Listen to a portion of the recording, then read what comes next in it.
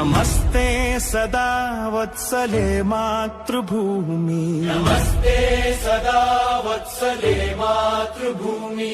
నమో హిందూ భూమి మహానందధాత్రీ, నమో హిందూ భూమి మహానందధాత్రీ.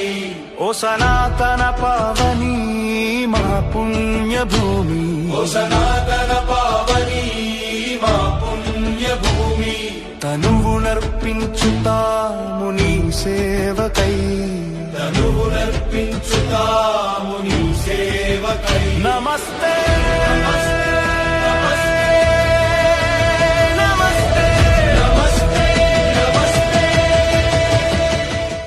భగవద్గీత మహాభారతము యొక్క సమగ్ర సారాంశం.